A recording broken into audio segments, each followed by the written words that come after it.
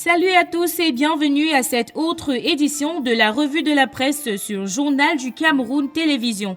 Nous commençons ce matin en société avec le quotidien national bilingue Cameroun Tribune qui titre en une « Projet d'alimentation en eau potable de Yaoundé, le satisfecit du Premier ministre ». Selon Cameroun Tribune, le Premier ministre chef du gouvernement Joseph Diongouté a exprimé de la satisfaction hier à Emana Bachenga au terme de la visite des travaux de cette réalisation qui prend sa source dans le fleuve Sanaga.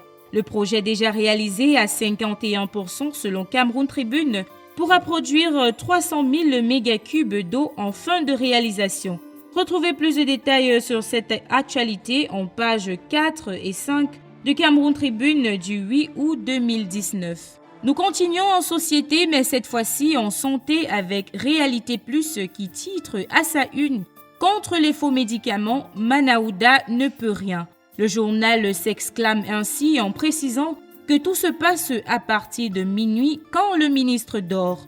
Un lobby de milliardaires pilote l'industrie. Selon Réalité Plus, il n'y a pas de pharmacie partout au Cameroun et donc les pharmacies conventionnelles placent les produits dans le noir et des centaines de motos sillonnent quartiers et villages pour vendre ces produits. Le quotidien Mutation de ce jour nous propose également de la santé au menu avec son titre « Médicaments de la rue ». Oh, grand mot. Contrairement à Réalité Plus, le quotidien Mutation affirme que le ministre de la Santé publique, Manaouda Malachi, s'engage dans la lutte contre la vente des médicaments de la rue.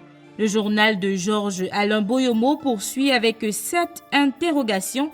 Peut-il réussir là où ses prédécesseurs ont échoué?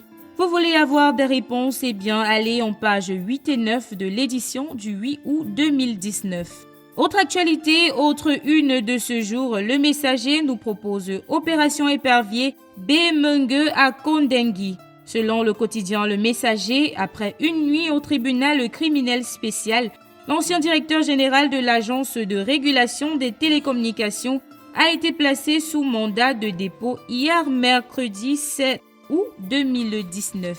Retrouvez l'intégralité de cette actualité en page 3 du Messager du jeudi 8 août 2019. Nous passons en sport avec le journal Le Jour qui titre « Lions indomptables, comment le Cameroun consomme les entraîneurs ».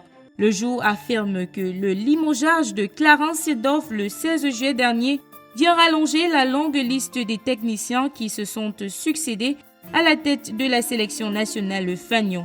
Ceci est un dossier à retrouver en page 9, 11 et 12 du journal Le Jour du jeudi 8 août 2019. Toujours en sport, reprenons Cameroun Tribune pour clôturer cette revue de presse. Eh bien, Cameroun Tribune nous propose en pied de page football l'assistance vidéo à polémique. Selon le quotidien national bilingue, 2 ans après son introduction, la VAR est au centre de nombreuses controverses.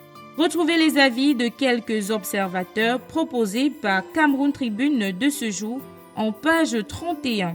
Chers internautes, c'était tout pour la revue de la presse de ce jour. Merci d'avoir regardé Journal du Cameroun Télévision et à bientôt.